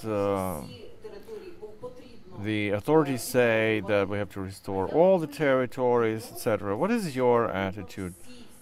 Do we absolutely need to restore all the territories? It's difficult and it's an unpleasant question, but I just want to hear your opinion.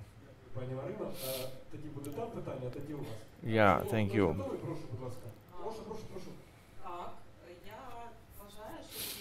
Yeah, I think we have to rebuild those territories where there will be people. If there are no people, we can plan anything we want. Schools, clinics, but they will be vacant. They will be, there will be no people there. So first people, and then everything else. So we have to start communicating now. As soon as people are there, are coming back, then we recover. Thank you. So my answer was identical to the same question. Yeah, we have to rebuild something for the sake of people. We can just see the previous story of 20th century, how new settlements emerged, how the Mariupol city itself was founded, or Melitopol was founded, and smaller cities, and then we'll see that first people come over there because there's something to do. There's work, there's job, there's industry. Maybe this is a concept from 19th, 20th century, but still it's the same principle. In some parts, of course, this is more innovation based industries. So this kind of employment or businesses that can drive recovery or creation of new communities, but first of all, it's people. I wanted to support what Yana said about internship in the military administrations, because at certain time, when we were analyzing the local budgets along the front line, I represent coalition, by the way, of organization of cities who have been from year 2014 to 2022 were around the front line. How? For 8 years under shelling, etc., etc.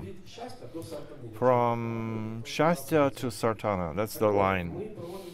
So we were doing the study, and we were looking into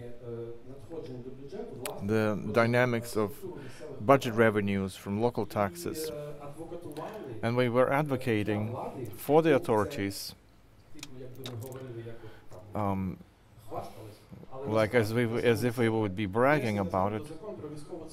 So, in amending the law on military civilian administration, so the business can rent the property and land 5 years instead of just 1, because that would be just corruption. If I would just criticize the government, I would not be talking about it. But I'm saying that the experts in civil society, nobody needs them. And it's true, unfortunately, because when the Center of Economic Strategy, basically a top economic organization based in Kiev, was designing the strategy of economic development of Donetsk and Luhansk, they dumped 70% of the document, and then the government did the rest.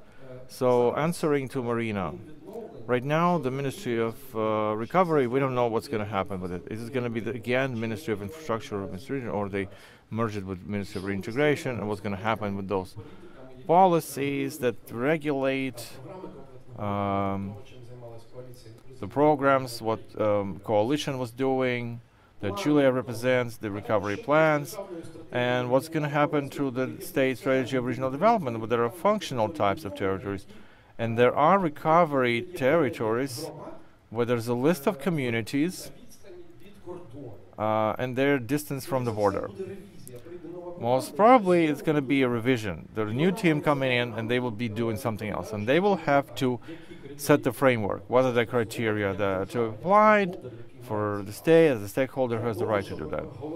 In order to say that this is where we are doing the recovery or rebuilding or not.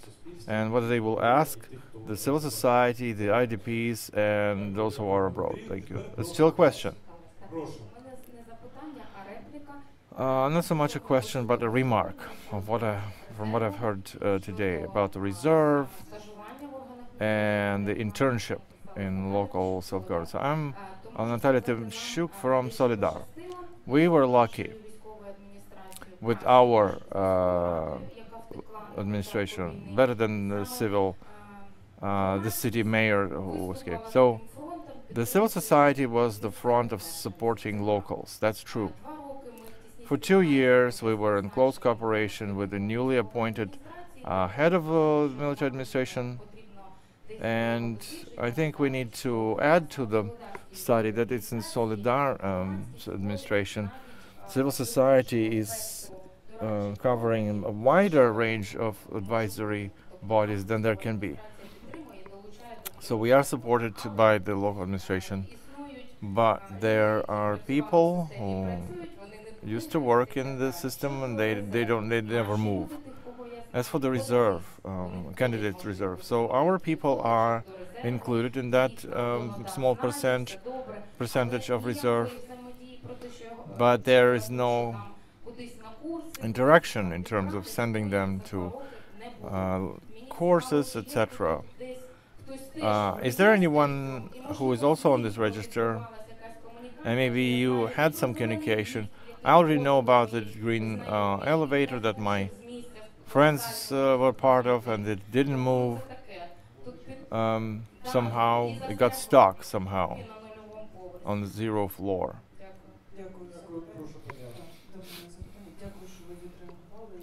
Thank you for responding. I'm happy for Solidar Gromada.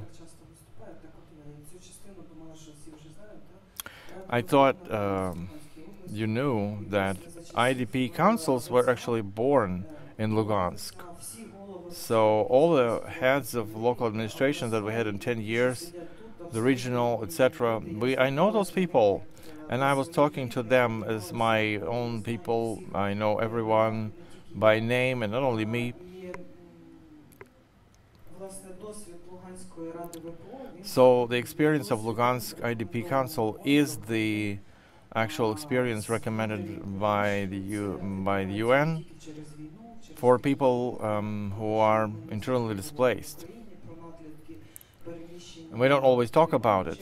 The consequences for host communities, the load on infrastructure, the burden on natural resources. We don't talk about it much because we're only talking about recovery of Donbass, but my point is, all those cases that are discussed in Solidar and Luhansk region, and we keep raising one at a time, they are done by people.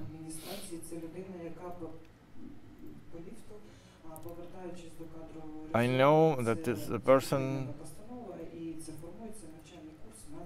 and the training course, it takes a long time to develop this kind of internship, but it will start. The staffing reserve has been created just recently. So summing up what I wanted to say, all these things, all these success stories here and there, these success stories are done by specific people, because it's people who make the real miracles. So whenever we take our personal responsibility, wherever we're taking responsibility to help the IDPs, to help the authorities, that's what the miracles are. We are people who care, people who partake in recovery. We are the ones who are building that new Ukraine we're talking about. Hi, I'm Oleksiy international expert of Council of Europe, head of the civil society organization. I wanted to thank the organizers of this conference, not just for making it happen, but for talking about civil participation, civil engagement. And that study is exactly the tool that starts this movement from occupation to democratic governance. And I have a question to our panelists, because you are basically speakers today, and I wanted to get a question back to you. And you raised this question, but I wanted to hear your opinion. Who do you think will be populating the areas like who live in Toretsk? How do you find agreement with Ukrainians where there are 3 representatives staying loyal to Ukraine? Who's going to be populating Toretsk? If the public civil society sector, together with the authorities, will cooperate to keep the identity, to keep the connection in several generations. We look at this existentially. Like in the US, I was in a community where the authorities give a grant to an NGO who keeps calling people who left the community in the young age, and they say, we have a great kindergarten for you, we have jobs, and we have townhouses for you. Please come back. We are ready to host you, and they even printed the children's fund. So that's NGO, how NGOs work. The authorities don't work like that. The authorities build like ambulance units. We can do both, but the principle build back better. And the expats are the people who have to populate these territories. Regarding those who stayed in occupied territories, I think the government will soon approve the strategy that Irina was mentioning, reinstating the Ukrainian governance and reintegration.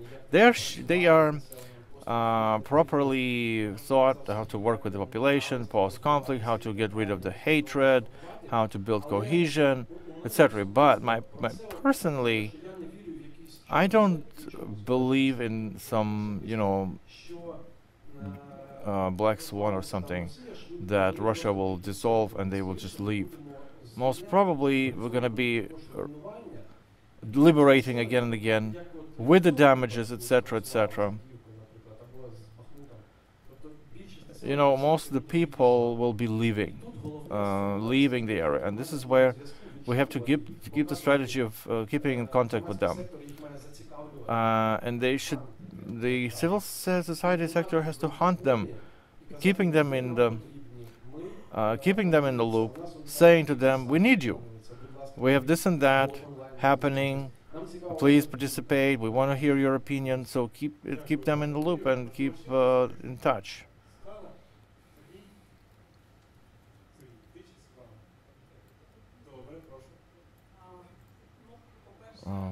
Right. So I support the idea that many expats will be returning. Here's an example of my son. He left Donetsk 10 years ago, but when he was graduating to a different class, when they were getting to know each other, he said, what did you say to the kids? We are in the same district of Kiev except for 10 years. You know, he said, I'm from Donetsk. After 10 years in Kiev, you see the identity is still there. And it's a child speaking, so they will be coming back. And so next thing, what do you do with people on occupied territories? Reminding them what an actual democracy looks like and feels like. Thank you, Svitlana. Yeah, that's a wide scope of question. What do you do with the people on occupied territories? We don't know when. We don't know what kind of people we will be by that time. So we are now separating from each other. We're running in the different directions, and you have to account for that. It's a wide scope of question. I just grabbed the microphone to run a provocative idea. I had this idea just now. Many will criticize me for it, but I was listening. You know, I haven't been on a conference for quite a while. I have to get used back to seeing the bureaucrats, etc. So I have this impression that nothing has changed. There are serious changes in the country. There are serious changes about the situation in Donbass. Before 2022, there was one situation. Now there is a different situation. A small part of the population on the occupied territories were dragged in what's happening there. Now, after the coerced mobilization, is here and there. So we have 100% engagement of population over there in what's happening. They are afraid of Ukraine, and they feel it from our side as well, because, you know, there is this enmity. But if we are going to reclaim that territory back, and I hope we will, you don't have to find some special mechanisms of getting democracy back.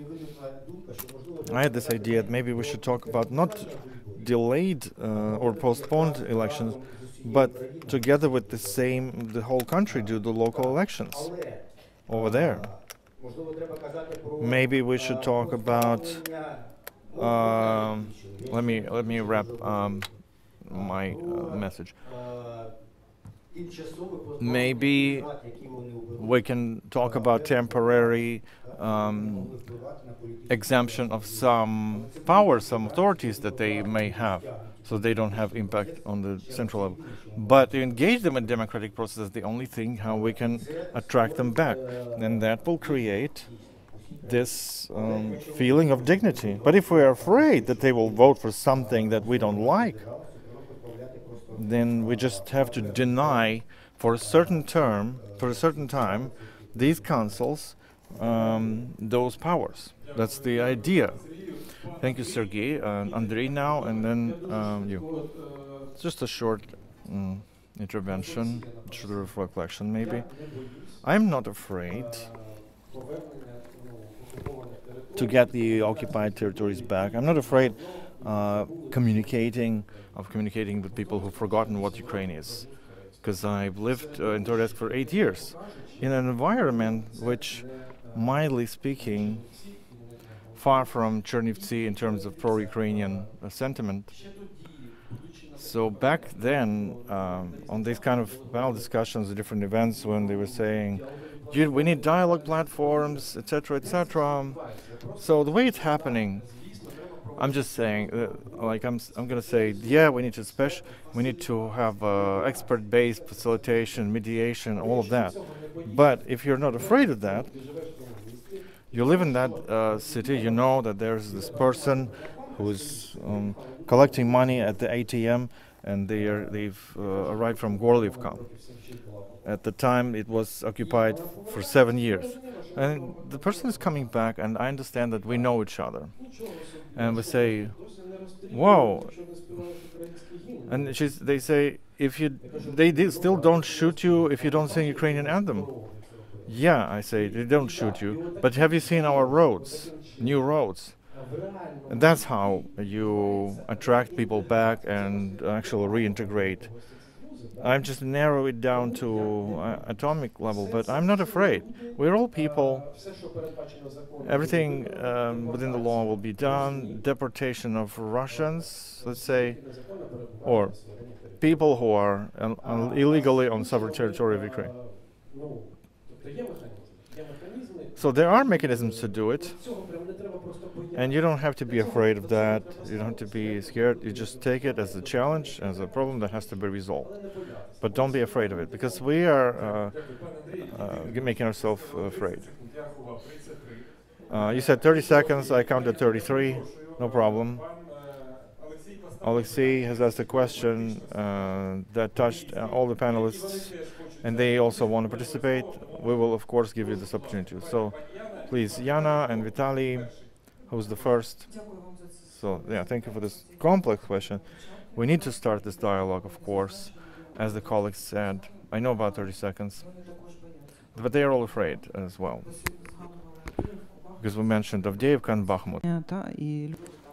Because today I mentioned Bakhmut and Avdiivka, and yes, so people are somehow living there for 10 years already. Maybe they do not choose basements for them, but something like that. And this is a big challenge for us, and the role of the CSO is to prepare the messages saying that Ukraine is not going to shell everyone, but Ukraine has the clear plan of how we plan to work with the Ukrainians, of course. Of course, the Russians are to leave our territories, and that's all. That's the answer. And that's what we are to work for, having a plan in place. Because it's more about physical recovery and no clearly defined scenarios of bringing back the sensitive part that you're talking about. But perhaps it correlates with the study that Serhiy has offered today, that there is a high level of distress to those who have stayed there. And can we speak about the dialogue practices that were in Luhansk region, by the way, Olena Nizhelska, who was part of such dialogue, because they also have wounded Ukrainians who unfortunately are now are fighting against us, and we will have, after we liberate these territories, we shall work with these people as people with disabilities, and because they are Ukrainians, and perhaps they will be in the, prisons, but still they will be still in the field of the Ukrainian statehood. And also the role of the NGOs is very important here, because we are mentioning a lot about the international experience, so that's the engagement of the NGOs to this stable advocacy in the international field, because we are speaking about our experience about 10 years, what is going to happen. But dear colleagues, unfortunately the war is not only in Ukraine, and it doesn't sound, of course it's important to borrow experience from other countries and the scenarios that are put into practice. For example, as for the accommodation, Georgia has good examples. So we have to get out of our bubble, of our comfort zone, and to gain the global understanding, and also using the scenarios with experience. Thank you, dear Yana. I'll try to make it in 30 seconds. So as for, I really loved the examples about your son. In history of Ukrainians, there's a unique example when, after the Second World War, Ukrainians who lived in the today's territory of Poland, they were moved, the Wisla operation and so on. And I witnessed when in the second generation, the people, so the children of those who were, was in the beginning of the 90s. And those people who were resettled, these were the children of those who were resettled, and people would still preserve the connection, because third generation, well, it's a bit difficult to move them. They didn't come there not even once, because nothing touches them there. So this is about the time that we have. As for what to do with people who are there, maybe this will sound horrible, but I call this with the word filtration. We will have to do filtration. Having come to this territory, we'll have to get acquainted with every Ukrainian, of those who stay there during the entire communication. Understand that indeed there were people who were just there in those circumstances, and then there were those who were actively cooperating, and the attitude towards the first and second category will be completely different. As for the getting back all the rights envisaged by the Ukrainian constitution and the democratic state, clearly in the beginning we will have to speak about certain restriction of the citizenship rights of some share of people who are now on the occupied territories. Thank you. Thank you, Vitaly. Yana, please use the microphone.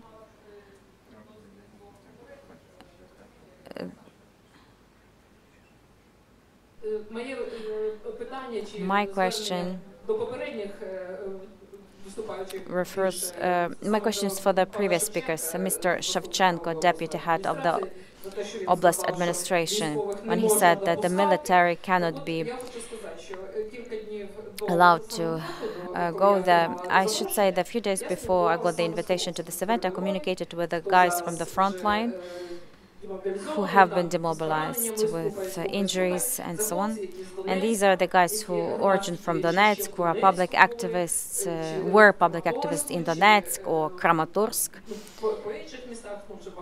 Bakhmut. And I resent the agenda, and they asked me, where are we here? And you told us that you don't need them there because they prepare their state register and so on. But after the event, I will go to them who at 7 p.m. have C14, the event on mobilization, involvement for mobilization. And I will explain why we should not be afraid. I will go to them to talk about the CSOs and us who cooperate with Donetsk and Lviv, that we are ready to help them to learn how to join the authorities and how to shape the future of Donetsk and Luhansk after liberation in accordance with the international standards, European principles. Because they say, what do we need the green recovery for? We have to raise economy. So I didn't hear today how you will work with them, because they said that they will go back. And not just them. And guys from Lviv, Ivano-Frankivsk, guys who lost their comrades. And they said, we will come and we will bring Ukraine there. Thank you.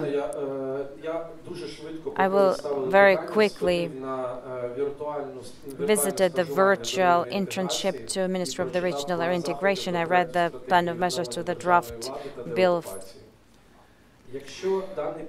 If this draft, since Minister for Regional Integration includes many subjects from other ministries that it gives tasks to, on many strategic goals in this draft strategy. So nobody knows in which form this document will be approved by the government, but I read the draft strategy and action plan, and here it clearly says there's a separate policy, for example, of memorialization and engagement of veterans for public governance and activation in the context of reintegration. So let's see the final draft, and then the responsibility will be on shoulders of the civil society, whether or not we can join, since this is the strategy developed by the state. But if we believe in the national policy, I can only here agree with representatives of the authorities. We cannot deconstruct the Ukrainian government, and we have to bear responsibility if some document allows us to do so. Thank you, Andriy. Dear colleagues, unfortunately, we are to wrap up this panel, but since I'm the moderator, I want to say two more things on my behalf. I will make sure everybody sees me. Well, first of all, there was the phrase that it's not the first time that I have visited and I see the same faces, the same people. Serhiy, these people will stop their public activity only when they perhaps die. We are here, maybe somebody likes them, somebody not, but we will keep on doing this. I'm so sorry if I offend somebody, but I hope you will understand me correctly. The representative authority came, didn't come, heard us or didn't, we will still do it anyway. And each time we do our job, when we get tired, when we get upset, like Serhiy, when we are dissatisfied with somebody, please remember this thing. God doesn't have other hands apart from us, and He creates the miracles with our hands, rescues and builds up this country. Thank you so much. And now I would like to give floor to Oleksiy. While Oleksiy is on his way here, I did not speak about people, but about the approaches to the politics. Okay, Serhiy. Thank you, dear colleagues. This interesting discussion. I think that all panels can be perceived in a different way. They're all different in a content or people, or the vision, points of view. We saw different approaches, but nevertheless, it seems to me that the fact itself that this event is ongoing is another indicator that we have a strong civil society. That's number one. And secondly, the documents we have spoken about today, the 4 analytical briefings, they appeared thanks to cooperation inside of the civil society organization. And this has become, to a great extent, the reason why we have gathered here today, why we continue this public dialogue in this public space. I think we will keep on doing this. If you have any ideas, proposals, or comments in relation to the documents that were presented today, you can go on the platform and take a full documents and comment on them, but please do not postpone, like have a week or 10 days. If anything, please send it to the organizers, and will be grateful for you sharing your thoughts, and maybe they will consider it. And second, in the context of this study, it should not be just on the level of the study. They must develop further on. I think you already heard today a lot of specific ideas and visions of what must be done at the level of legislation or some secondary legislation, at least. And that's something that must be done now. If any gaps are found, they must be corrected now, because this influences the quality of the managerial decisions made on the level of communication with the civil society and so on. Second block, can this be applied in relation to other territories that are occupied today? Maybe partly yes. We have spoken with the colleagues from Kherson region today who, I don't know if they're still here. They're also interested in the activity that was done for Donetsk and Luhansk region. And this is the indicator that perhaps there is the demand for such work. Partly, they can be applied for these territories. We understand with certain peculiarities, but it is development anyway of such activity. I think we all got good insights and ideas to keep on developing this direction, to move these processes of the institutional recovery and jointly keep on working on making our country stronger, more powerful, unified, and obviously a democratic state and independent state. Irina? Thank you so much, Oleksiy. I would like to thank all partners, our partners, thanks to whom we managed to prepare this analytical material, the experts who participated, the organizations that you see on this slide, that is the reliable shoulder that's helping to communicate with the civil society, with the government, and thanks to which we had today full room of people, inspired people, who were ready not just to sit and listen, but who sometimes provided their feedback and responded to the words and suggestions. And this is about democracy. This is the dialogue that maybe doesn't allow us to always make the decision right away, but to think where we are heading. And I would like to remind you that today's event wasn't going in the global week of the open government, and it is also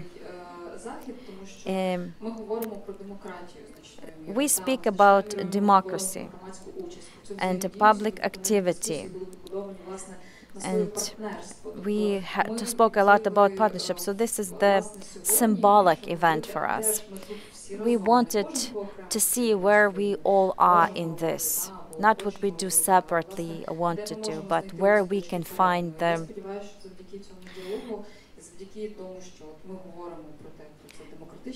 intersection points, thanks to being supported by the ministry and thanks to the support of the initiative, our initiative to hold this event. We managed to do it in the framework of the Global Week of the Open Government, and I would like to thank our partners, and that's the Congress of the and the President and the Minister of the Development of the Communities of Ukraine. And this is a sign for us. When we planned this event, it was a sign whether or not these developments are ready to be announced. And apart from that, I would like to thank the International Foundation of Recovery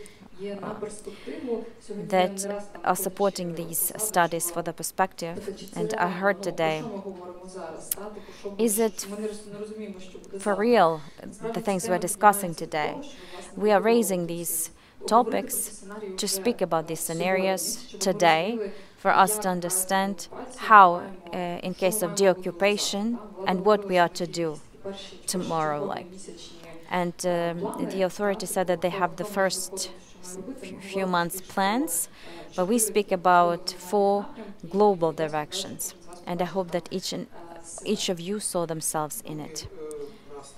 And finally, I would like to say that you have 8 co-organizers, 8 logotypes on this slide and everywhere in our materials. I want to mention one more partner of us that's not here. It's the Secretariat of the Cabinet of Ministers. They did help us a lot in organizing and holding this event, inviting the representatives of authorities. So I would like to thank the team of Oleksandr Yarema, for being the unofficial co-organizer of this event. And finally, I would like to thank our technical staff who guided this event, and our interpreters. Yes, we did have interpretation. And why? Because we have recorded this event in 2 languages, and the records will be published. So, because we want not only the representatives of our civil society, government could analyze what was articulated here, but also our partners who are interested in the development, implementation of initiatives, partnership, and development of perspectives for the period of recovery or modernization, as we said today, and the development of democracy. So many topics we can list. So these are all important topics. Thank you all, dear colleagues. Yes, and I hope that in the nearest future, in June, we will have a lot meetings and expert discussions, and we will have already proposals in place. There are already recommendations that you can read in the analytical notes and in policy briefings. And June promises to be under the motto, what do we suggest? More specific suggestions, not global things, but more concrete steps or amendments for legislation or developments that we propose to introduce to make it all a reality, the reality, so that all the developments would be implemented or part of the tangible changes that we can have in place. We understand not everything is possible, but the things that can help us build up the scenarios and build up the democratic model of communication, and at the same time helping with the staffing and search of other models. So I will not retell the entire conference because that will take a lot of time. So thank you so much for the participation, and thank you so much for your attention. And I hope that in the nearest future we will already meet with the specific questions and developments. Thank you. I wish you all success and a safe day. Please take care of yourself.